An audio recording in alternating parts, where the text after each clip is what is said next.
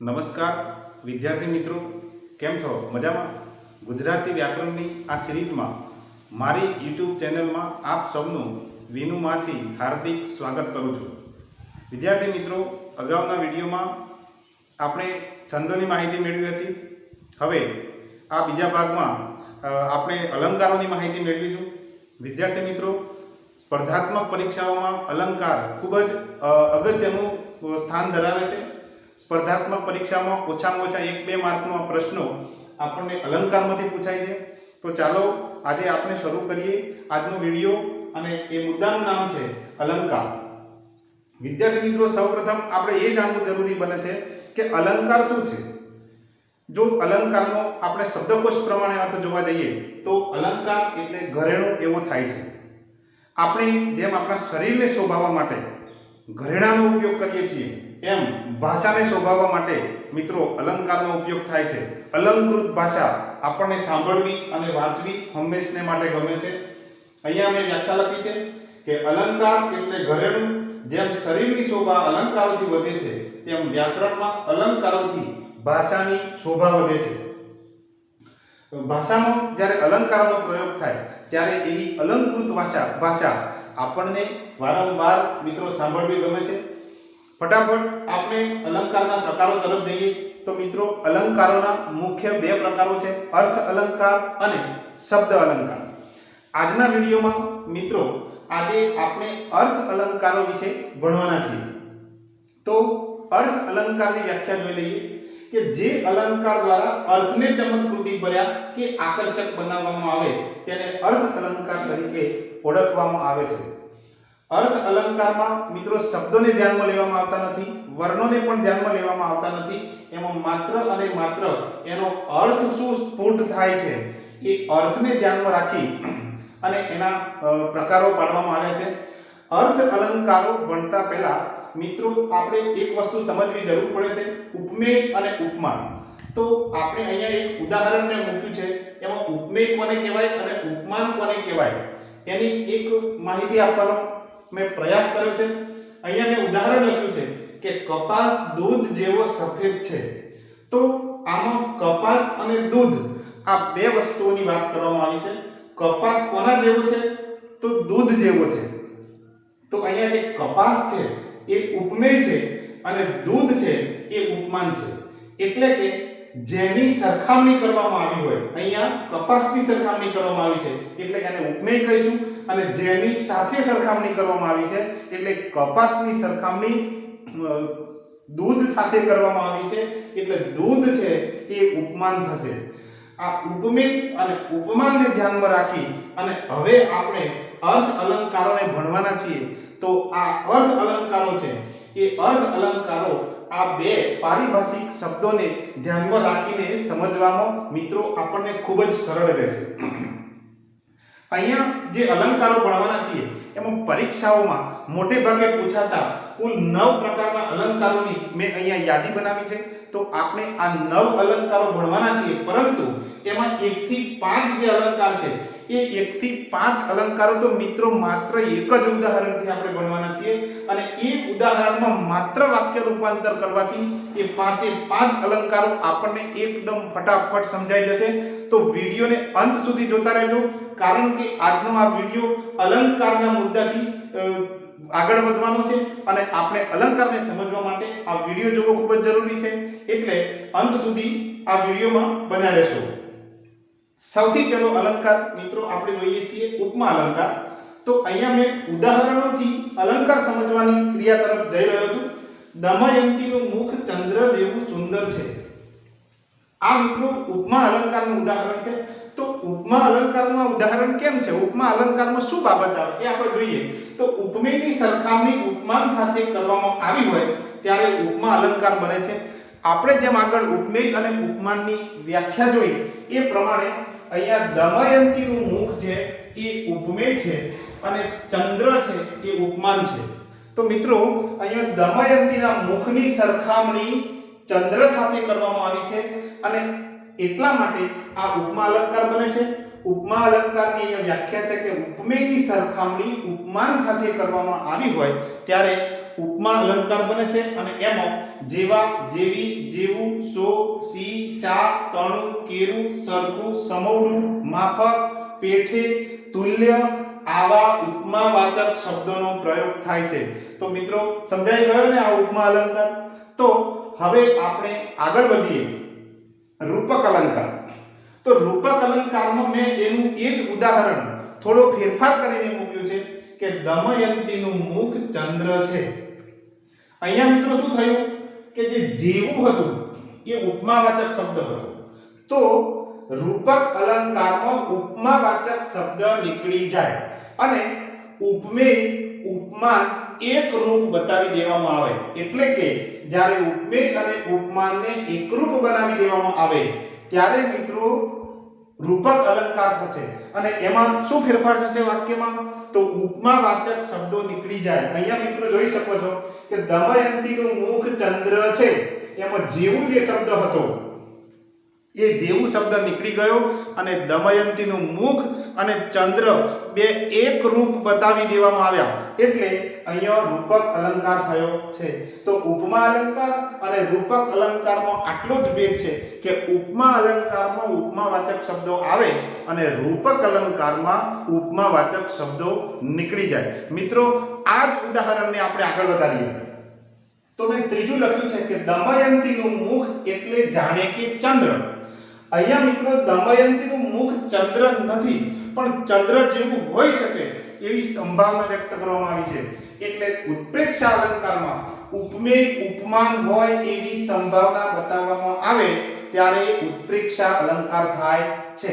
એટલે એમાં જાણે, રખે અને શકે જેવા સંભાવનાવાચક શબ્દો ઉમેરવામાં આવે. મિત્રો ઉદાહરણને ફરીથી જોઈએ તો દમયંતીનું મુખ એટલે જાણે કે ચંદ્ર.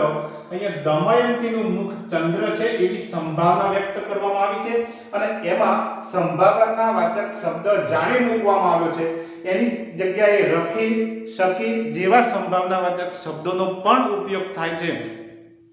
તો આ જાણે, રખે અને શકે જેવા સંભાવનાવાચક શબ્દોનો જ્યારે ઉપયોગ થાય અને ઉપમેય ઉપમાન હોય એવી સંભાવના વ્યક્ત કરવામાં આવે ત્યારે મિત્રો ઉત્પ્રેક્ષા અલંકાર થશે. અહીંયા રખે અને શકેના ઉદાહરણો નથી, માત્ર જાણે શબ્દનો ઉપયોગ કરીને ઉદાહરણ બનાવવામાં આવ્યું છે. જ્યારે આપણે પુનરાવર્તનમાં અને પ્રેક્ટિસ માટેના ઉદાહરણો જોઈશું ત્યારે રખે અને શકે જેવા શબ્દોનો પ્રયોગ થયો હોય એવા ઉદાહરણોની પણ મિત્રો આપણે ચર્ચા કરીશું. મિત્રો આ ઉદાહરણને આપણે હજુ આગળ વધારીએ તો દમયંતીના મુખ આગળ ચંદ્રની શી વિશાળ. અહીંયા તમે જોઈ શકો છો કે દમયંતીનું મુખ છે એ ચંદ્ર કરતા શ્રેષ્ઠ બતાવવામાં આવ્યું છે. દમયંતીનું મુખ ચંદ્ર કરતા ચડિયાતું બતાવવામાં આવ્યું છે. એટલે અહીંયા વ્યાખ્યા અહીંયા મિત્રો આપણે જોઈ શકીએ છીએ કે ઉપમેયને ચડિયાતું બતાવ્યું હોય, અહીંયા દમયંતીનું મુખ છે એ ચંદ્ર કરતા ચડિયાતું બતાવ્યું છે. ચંદ્ર એની આગળ ઉતરતો બતાવવામાં આવ્યો છે. એટલા માટે અહીંયા વ્યતિરેક અલંકાર થાય છે. એમાં વાક્યમાં જે ફેરફાર કર્યો છે એ પ્રમાણેનો ફેરફાર થાય ત્યારે વ્યતિરેક અલંકાર મિત્રો બને છે. મિત્રો આ જ ઉદાહરણથી આપણે પાંચમો અને છેલ્લો અલંકાર ભણી લઈએ તો અનન્વય અલંકાર. તો અહીંયા મિત્રો મેં ઉદાહરણ લખ્યું છે કે દમયંતીનું મુખ એટલે દમયંતીનું મુખ. દમયંતીનું મુખ જે છે એ અદ્વિતીય બતાવવામાં આવ્યું છે. એને કોઈ ઉપમેય જોડે ઉપમાન જોડે સરખામણી કરવાને બદલે એને જ ઉપમાનનું રૂપક આપી દીધું છે અને અહીંયા ઉપમેયને કોઈ ઉપમાન આપવાને બદલે અદ્વિતીય બતાવવામાં આવે ત્યારે મિત્રો અનન્વય અલંકાર થાય છે. દમયંતીનું મુખ એટલે દમયંતીનું મુખ. દમયંતીના મુખ આગળ બીજી કોઈ ચીજ હોઈ શકે નહીં. જોગના ધોધ એટલે જોગના ધોધ. ગાંધીજી એટલે ગાંધીજી. ટંડેલાઈ ઈ ટંડેલાઈ. આવા જે ઉદાહરણો છે એ મિત્રો અનન્વય અલંકારમાં આવે છે. હવે મિત્રો આપણે છઠ્ઠો અલંકાર એ શ્લેષ અલંકાર છે. તો આ શ્લેષ અલંકારને મિત્રો આપણે ભણવાનો પ્રયત્ન કરીએ. તો મિત્રો જ્યારે કોઈ વાક્યમાં એક શબ્દ હોય અને એના બે અર્થો થતા હોય ત્યારે શ્લેષ અલંકાર બને છે. અહીંયા મેં ઉદાહરણ આપ્યું છે કે જે વાંચે ચોપડી તે ચોપડી ચોપડી ખાય. અહીંયા મિત્રો ચોપડી શબ્દ જે છે એની અહીંયા ચોપડી શબ્દ જે છે એ ચોપડી શબ્દના અર્થો છે એ જુદી જુદી જગ્યાએ જુદો જુદો અર્થ પ્રગટ કરે છે. તો અહીંયા તમે જોઈ શકો છો, ચોપડી એટલે મિત્રો પુસ્તક થાય, ચોપડી એટલે 4 પડવાળી રોટલી એવું થાય, અને ચોપડી એટલે ઘી ચોપડીને ખાય. આ વાક્યની અંદર મિત્રો આવો અર્થ સ્ફુટ થાય છે કે જે વાંચે ચોપડી તે ચોપડી ખાય. જે વ્યક્તિ વાંચે એ જ્ઞાનવાન બને, પરીક્ષાઓમાં પાસ થાય અને એનું જીવનમાં આર્થિક સુખ સમૃદ્ધિ આવે, એટલે એને જીવનમાં કોઈ જાતના દુઃખ ન રહે. એવું જે વાત છે એ વાત આ વિધાન દ્વારા આપણને રજૂ કરવામાં આવી છે કે જે વાંચે ચોપડી તે ચોપડી ખાય. 7મો અલંકાર છે મિત્રો વ્યાજ સ્તુતિ અલંકાર.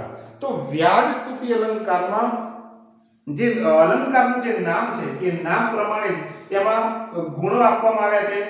નામ પ્રમાણે એમાં ગુણો જે આપવામાં આવ્યા છે એ આપણે જોઈએ તો અહીંયા ઉદાહરણ લખ્યું છે કે સી તમારી બહાદુરી ઉંદર જોઈને નાઠા.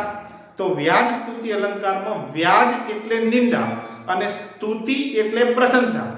જ્યારે વાક્યમાં નિંદાના રૂપે પ્રશંસા કે પ્રશંસાના રૂપે નિંદા કરવામાં આવી હોય ત્યારે વ્યાજ સ્તુતિ અલંકાર બને છે. અહીંયા ઉદાહરણ છે કે સી તમારી બહાદુરી ઉંદર જોઈને નાઠા. તો અહીંયા પહેલા શરૂઆતમાં બહાદુરી શબ્દ વાપરી અને વ્યક્તિની પ્રશંસા કરવામાં આવી છે, અને પછી ઉંદર જોઈને નાસવા જેવું હીન કૃત્ય બતાવવામાં આવ્યું છે. એટલે ત્યાં એમની જે ઉંદર જોઈને નાઠા એટલે કે એની નિંદા કરવામાં આવી છે.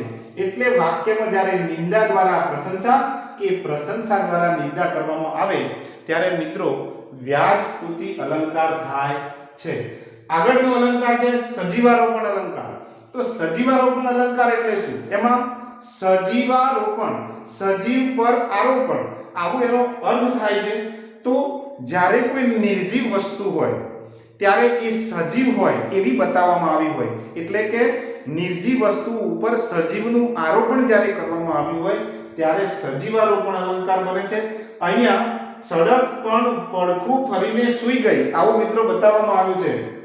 તો અહીંયા સડક જે છે એ સડક નિર્જીવ વસ્તુ છે, પણ જ્યારે રાત્રે વાહન વ્યવહાર ઓછો થઈ જાય ત્યારે સડક એકદમ સુમસામ બની જાય એ સમયે ઉચ્ચારાયેલું આ વાક્ય છે કે સડક પણ પડખું ફરીને સૂઈ ગઈ. એટલે સડક પણ જાણે વ્યક્તિ સૂતો હોય એમ જાણે નિદ્રાધીન હોય એવું બતાવવામાં આવ્યું છે. એટલે સડક કોઈ દિવસ સૂવે નહીં કારણ કે એ નિર્જીવ વસ્તુ છે, પરંતુ સૂઈ ગઈ એવું સજીવનું આરોપણ સડક ઉપર કરવામાં આવ્યું છે. એટલા માટે આ સજીવારોપણ અલંકાર થાય છે. તો સજીવારોપણ અલંકાર છે એ સડક પણ પડખું ફરીને સૂઈ ગઈ એ સજીવારોપણ અલંકારનું ઉદાહરણ થશે. વ્યાખ્યા અહીંયા લખી છે મિત્રો કે નિર્જીવ વસ્તુ સજીવ જેવી બતાવવામાં આવી હોય ત્યારે સજીવારોપણ અલંકાર થાય છે. અહીંયા પણ સડક નિર્જીવ છે પણ અહીંયા સજીવ બતાવવામાં આવી છે. મિત્રો છેલ્લો અલંકાર છે એ છે અતિશયોક્તિ અલંકાર. એમાં પણ અતિશયોક્તિ શબ્દ જ્યારે આપણે સમજીએ ત્યારે આપણને અલંકાર પૂરેપૂરો સમજાઈ જાય. અતિશયોક્તિ એટલે શું? જ્યારે વાસ્તવિકતાની હદ વટાવવામાં આવે, જ્યારે વાસ્તવિકતાની હદ વટાવવામાં આવે ત્યારે અતિશયોક્તિ અલંકાર બને છે. ઉદાહરણથી મિત્રો સમજવાનો પ્રયાસ કરીએ તો મેરુ ડગ્યો અને ધ્રુવ ધ્રુજો, અટકી ચંદ્રની ગાડી, નવલખ તારા સ્થિર થયા, જોને પુરાણ ઉગાડી. તો મિત્રો અહીંયા જોઈ શકાય છે કે મેરુ ડગ્યો અને ધ્રુવ ધ્રુજો વાત વાસ્તવિકતાની હદ વટાવી રહી છે. આવું કોઈ દિવસ બને નહીં. ધ્રુવનો તારો અચળ છે, એ ક્યારેય સ્થાન બદલે નહીં. તો એમ બતાવ્યું છે કે ધ્રુવ ધ્રુજો. તો મિત્રો આવી રીતે જ્યારે વાક્યમાં વાસ્તવિકતાની હદ વટાવીને જ્યારે વાત કરવામાં આવી હોય ત્યારે અતિશયોક્તિ અલંકાર બને છે. એનું જે અહીંયા મેરુ અને ધ્રુવ કોઈ દી ડોલે નહીં એવું મેં અહીંયા ઉદાહરણ લખ્યું છે કે અહીંયા મેરુ અને ધ્રુવ કોઈ દી ડોલે નહીં, છતાં મેરુ ડગ્યો અને ધ્રુવ ધ્રુજો એવું વાક્યમાં બતાવવામાં આવ્યું છે. એટલા માટે આ અતિશયોક્તિ અલંકાર થાય છે. વિદ્યાર્થી મિત્રો, અર્થ અલંકારોના આ 9 જે અલંકાર છે એ 9 અલંકારોને આપણે ખૂબ જ સારી રીતે સમજવાનો પ્રયાસ કર્યો છે.